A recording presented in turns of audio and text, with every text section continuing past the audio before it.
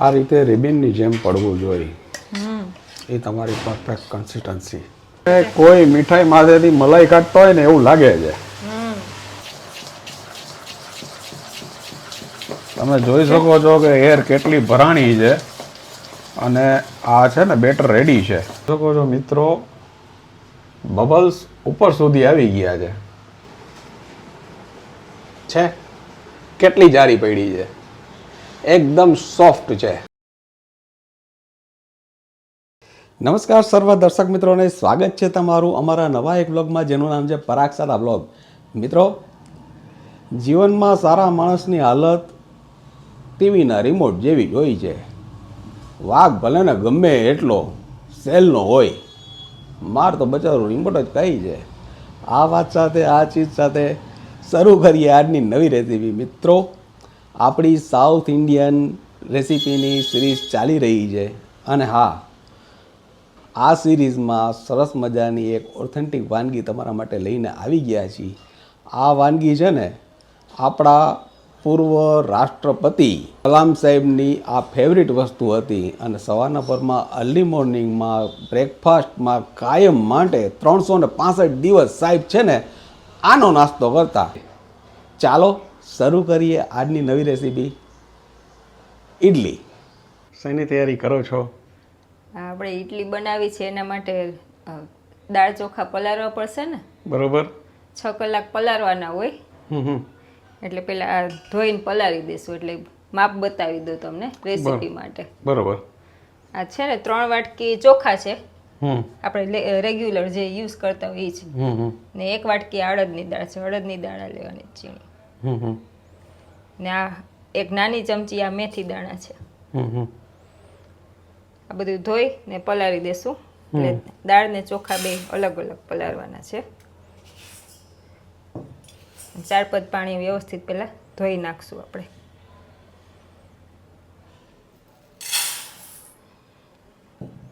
મેથી છે ને આની સાથે જ ધોઈ નાખશું.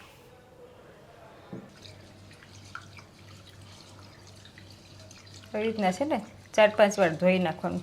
એકદમ આ બધું ડોર કાઢી નાખવાનું ઘસી.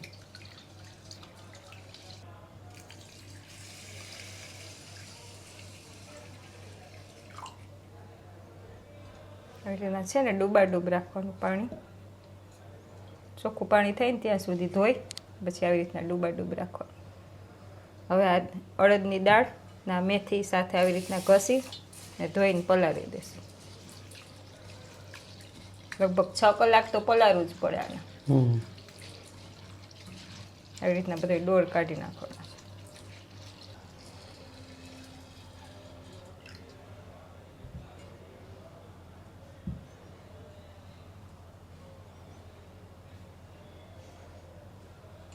આવી રીતના બે વ્યવસ્થિત ધોઈ ને પલાળી દઈશું આપણે 6 કલાક માટે. જો આ 6 કલાક થઈ ગઈ છે, આપણે દાળ ચોખા બે પલળી ગયા છે.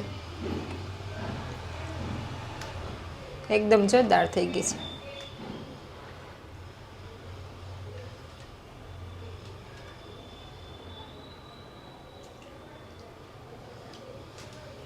ચોખા ફૂલી ગયા છે એકદમ.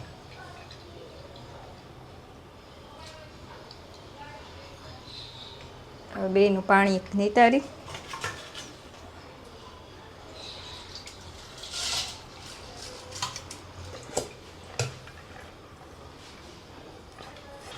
હવે આને મિક્સરમાં આપણે, આ તો તળપદી ભાષામાં અમે એમ કહી છે કે નિતારી લીધા.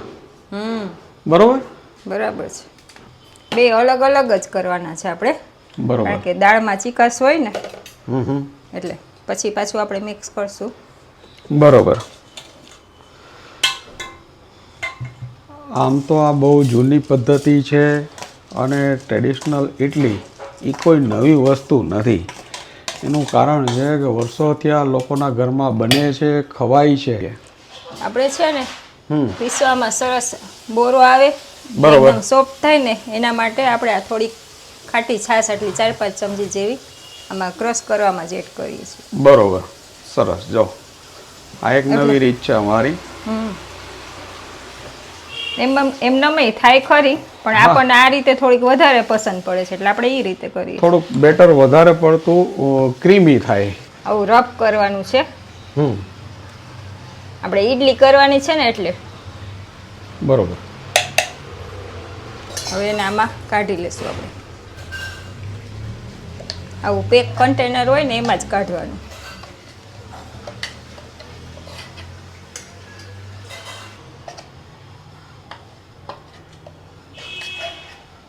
આ રીતે રિબિનની જેમ પડવું જોઈએ. એ તમારી પરફેક્ટ કન્સિસ્ટન્સી. પાણી બહુ એડ નહીં કરી દેવાનું, બને એટલું ઓછું ને એટલી 4-5 ચમચી ખાટી છાશ એડ કરવાની છે. આ ઓનલી ફોર હજી ખાલી ચોખા થયા છે. હા, દાળ બાકી. દાળ હવે થશે અડદની. ચાલો, અડદની દાળ લેવાઈ ગઈ છે. એમાં 2-3 ચમચી ખાટી છાશ નાખી દીધી છે, જેથી ક્રીમી સ્ટ્રક્ચર આવે.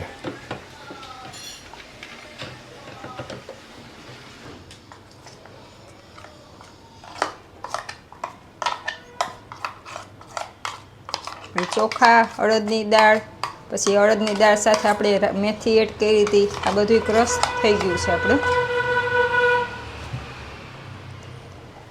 જો આ રીતનું આપણું મિક્સ તૈયાર થયું છે. આવું રફ જ કરવાનું છે. ચોખાનો ઝીણો પાવડર, એકદમ આવ ઝીણો લોટ છે, 2 ચમચી છે મોટી, એ આપણે આમાં જ એડ કરી દઈશું. આ ક્રશ થઈ જાય ને પછી. બરોબર. આ બધું મિક્સ કરી ને આપણે આને 6 કલાક માટે રેસ્ટ આપશું, એટલે આમાં સરસ ઓલો આથો આવી જાય એમ. આથા માટે આપણે મૂકી દઈશું, બરોબર ને? ના, ચોખાનો પાવડર નાખવાનું ખાસ કઈ કારણ ખરું? એનાથી છે ને આપણે રફ કર્યું હોય ને એને બાઇન્ડિંગ નહીં મળે ને એનાથી એકદમ સોફ્ટ ને વ્હાઈટ થાય. અચ્છા. વ્હાઇટનેસ માટે અને સોફ્ટનેસ માટે. બરોબર. આવું છે ને પેક જ રહેવાનું વાસણ. બરોબર.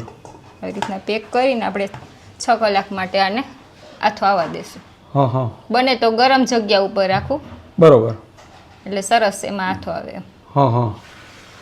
એટલે દરેક પ્રોગ્રામ તમારા 6 કલાકનો હોય છે, બરોબર ને?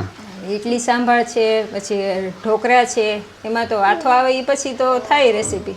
બરોબર.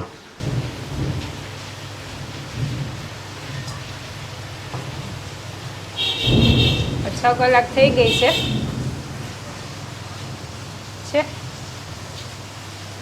ડબલ થઈ ગયું ફૂલીને, જો છે ને. વાહ, જાણે કોઈ મીઠાઈ માથેથી મલાઈ કાઢતો હોય ને એવું લાગે છે. ખીરું છે ને આપણું થોડુંક ઘટ છે વધારે, બરોબર, એટલે થોડુંક પાણી આપણે આમાં 2-3 ચમચી જેટલું એડ કરશું. જો આવું છે, સાવ પતલું નહીં, બહુ થીકઈ નહીં. આવું એમાં છે ને સ્વાદ અનુસાર મીઠું આપણે એડ કરી દઈશું.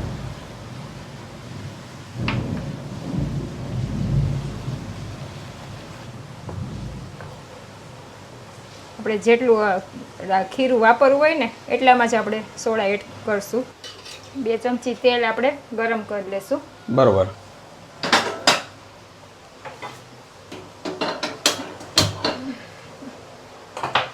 તેલ ગરમ થાય છે ને તો આપણે આ પ્લેટ ગ્રીસ કરી લેશું.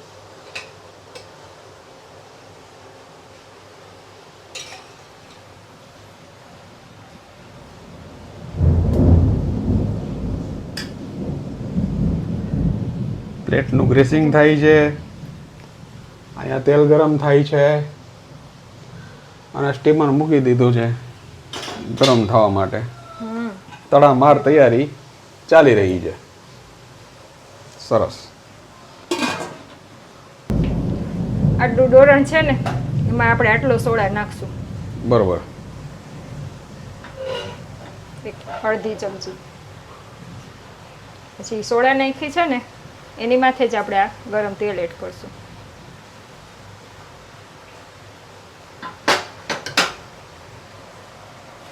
પછી આને આપણે એકદમ એક જ ડાયરેક્શનમાં હલાવી દેવાનું.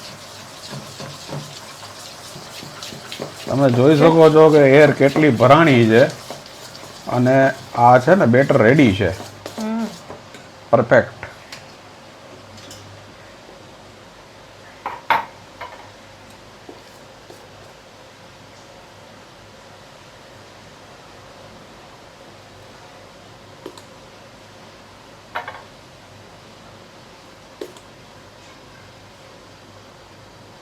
સેજ ઓછી ભરવાની એટલે આપણી ઇડલી ફૂલે ને એટલા માટે. બરોબર. આખું સ્ટેન્ડ નહીં ભરવાનું.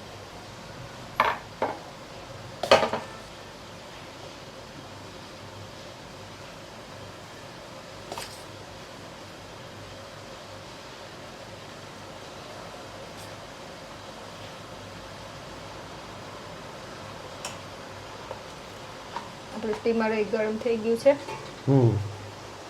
વાહ. પેલા ગરમ જ કરીને પછી જ આ રીતે બધી તૈયારી કરવાની ને મૂકવાની.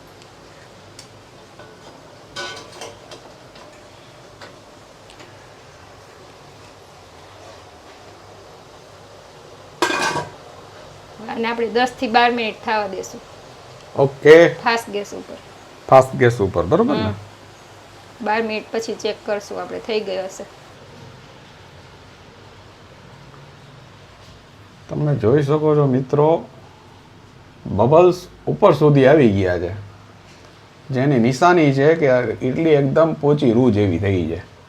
એમાં તમારે ચેક કરવાની કંઈ જરૂર નથી, જોઈ લ્યો છે.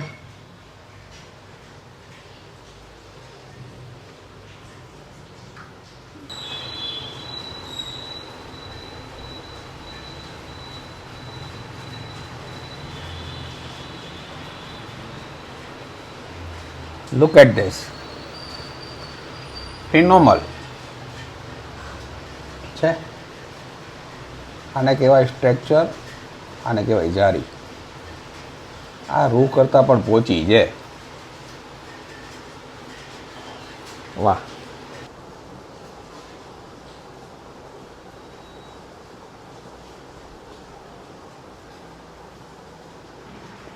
આના પૈસા છે. મહેનત છે, એની સામે વળતર છે. કેટલી જારી પડી છે, એકદમ સોફ્ટ છે ઇડલી. આ લીધી ઇડલી, આ લીધો સાંભાર, આ રીતે આમાં મૂક્યું અને હવે આને ટેસ્ટ કરીને બતાવું છું, બરોબર છે? લોકો કે જે બ્લાઇન્ડ હોય છે, બ્લાઇન્ડ નથી હોતો. ઇડલીમાં મેઇન સ્વાદ અડદની દાળનો હોય છે અને 60 રૂપિયાના કિલામાં 140 રૂપિયાની અડદ દાળ ન આવે. આ સ્વાદ લેવો હોય તો ઘરે થોડીક મહેનત કરવી પડે, પણ એકદમ સરસ આ રીતે બનાવશો ને તો ઇડલી થશે અને એકદમ સરસ અડદની દાળનો સ્વાદ આવે છે. આ રીતે તમે બનાવશો ને તો તમને ખૂબ મજા આવશે. આશા રાખી છે કે આજની આ રેસીપી તમને ખૂબ ગમી હશે અને જો ગમી હોય તો તમે વધુ ને વધુ લોકો સુધી આને શેર કરજો, લાઈક કરજો. અને મિત્રો, જાતા જાતા સારા સંસ્કાર એ કોઈ દુકાનમાં નથી જળતા, પણ એ તો પરિવારના ઉછેર અને માહોલમાંથી મળે છે. આ વાત સાથે, આ ચીજ સાથે ફરી મળીશું નવી વાત સાથે. અને હા મિત્રો, સાઉથ ઇન્ડિયાની આ સિરીઝ આપણી ચાલુ છે, તો હવે પછીની નવી એક રેસીપી લઈને અમે ફરીથી આવીશું. ત્યાં સુધી તમે અમને રજા આપશો. જય હિન્દ, જય ભારત. અને હા, તમે અમારા પોતાના છો એટલે તમને કહી છીએ કે તમે તમારું ધ્યાન રાખજો, તમારા પરિવારનું ધ્યાન રાખજો. નમસ્કાર.